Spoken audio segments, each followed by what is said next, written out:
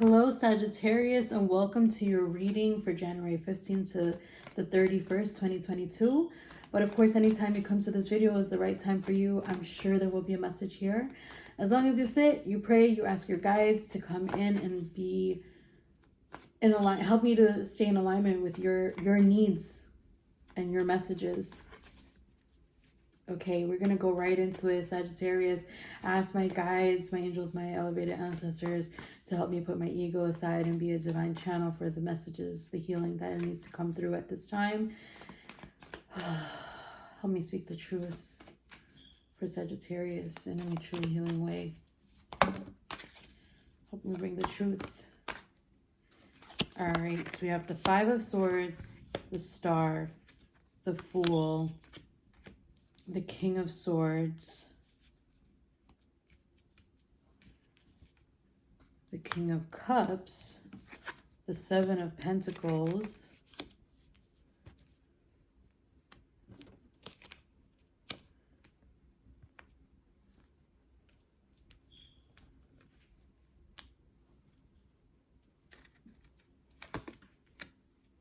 Two of Pentacles, Six of Cups, and the Queen of Wands. Feel one more, the Empress. Okay. Alrighty. So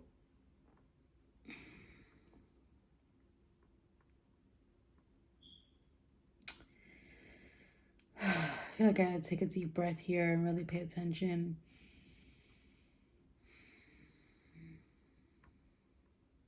I feel like you were really releasing something big. Okay, like it's a next level big. Like it's something that is like a huge energy suck. Like it was taking up your energy. Okay, like huge energy thing. It's like an energy vampire or like an entity or like something that you are just like letting it go. Like you're just like, yeah, you're just letting your spirit guides come in and take it.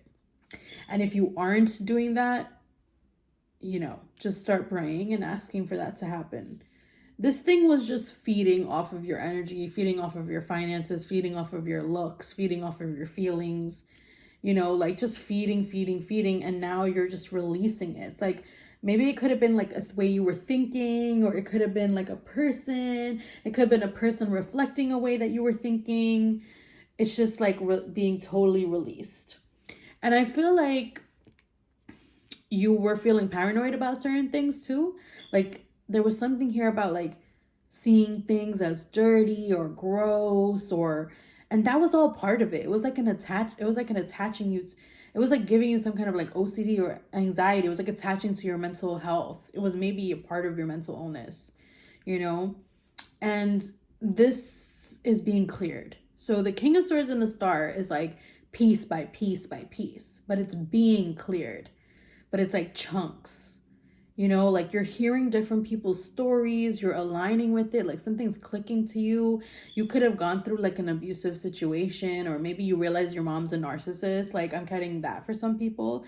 Like you're just like your intuition's picking up on stuff and you're like really paying attention and the fog is clearing and you're like, wow, like I have actually been in like this like abusive relationship, you know, and you're getting more awareness on this, and it's actually empowering you so much. Like you're really stepping into your power, your beauty. You're realizing that like you weren't allowing yourself to adorn yourself or look a certain way because you were scared that other people, whether in your family or your life, were going to be upset that if they saw you look a certain way. Like it was almost like they were like wanting you to like not live in your truth.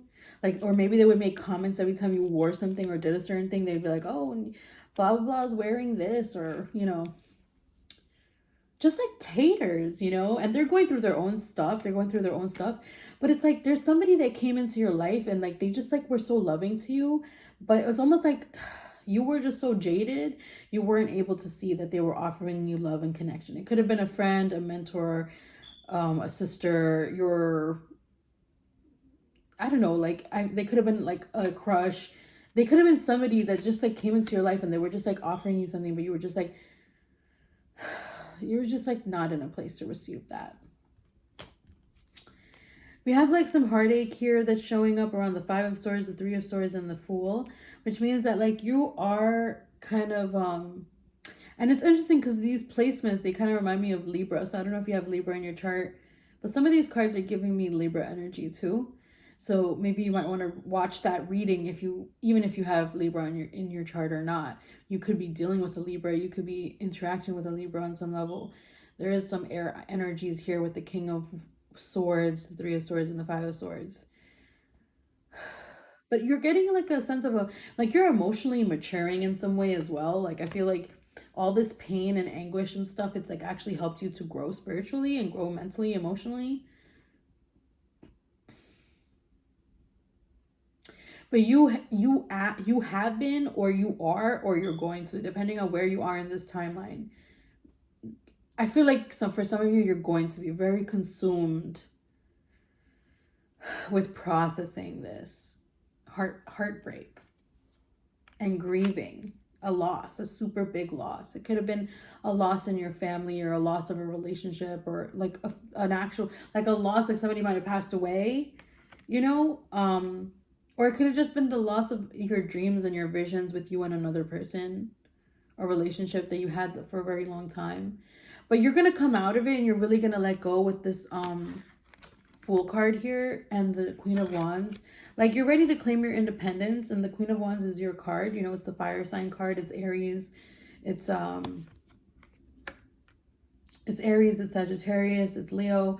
The Queen of Wands is like you just step into your power. You embrace your beauty just as you are. You learn to love yourself. You learn to care for yourself. And you go forward in your dreams and visions, you know. And you're leaving behind people that seemed powerful but weren't really like allowing you to shine, you know. Or like you weren't allowing yourself to shine around them. We have the Nine of Pentacles upside down. It's like less of a worry about money here, less about being like financially independent, and more about being creatively independent as well. There's something here about like spending time with people, starting a group of people where you like hang out together or meditate together, or like help each other in some way to like have fun, like a self-care group. You know, like you give each other things.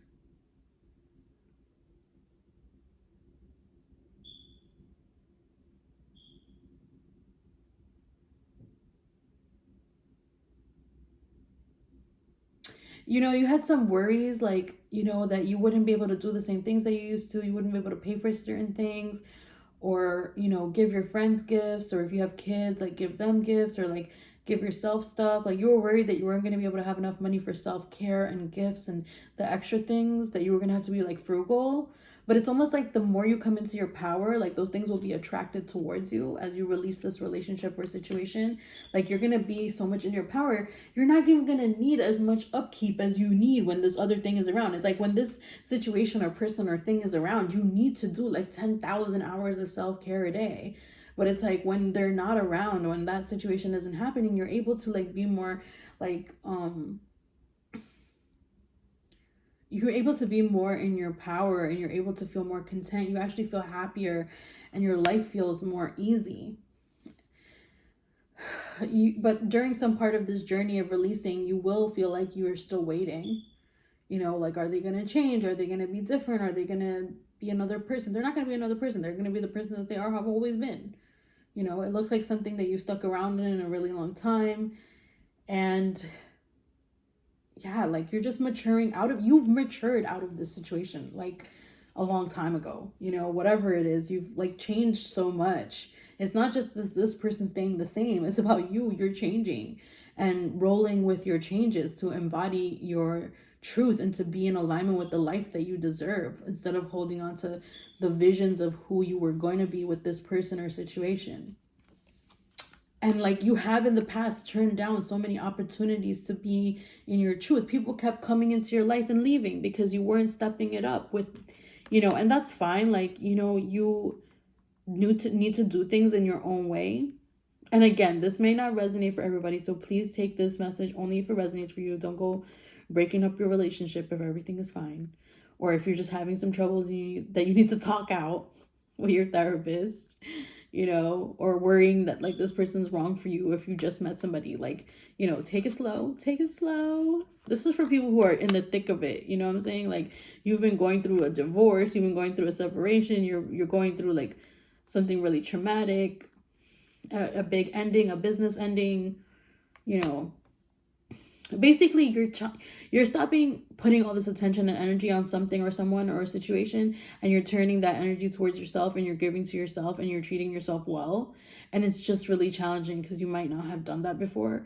But like, whatever you're doing for work is like forcing you to take care of yourself. Your guides are like, if you want to do this for work, you got to take care of yourself, or else you can't do it. Like, you can't be out here drained and stressed all the time. You got to choose something. And you're not even choosing your work, you're choosing yourself. But you do want to do this work, whatever it is, something creative you came up with, or some kind of community, or some kind of healing practice, or entrepreneurship, some other vision that you started developing that's different from the one that you had with this person.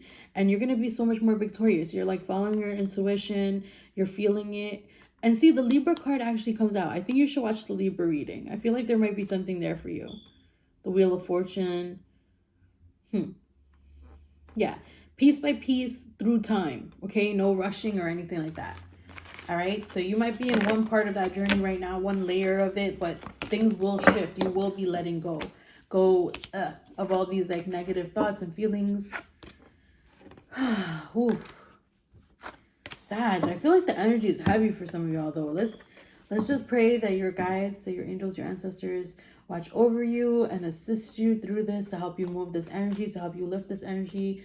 And let's lift some of it right now, sending it into the tunnel of light with Archangel Michael, Archangel Raphael, Archangel Uriel, and Archangel Gabriel. May they hold space for all of us. May they release whatever heavy energies are cultivating at this time or lingering around us and in our auras. Let it be released now. Ashe. Thank you so much for checking in. Please like and subscribe, and reach out if you want to get a reading or any of my services. They're down below.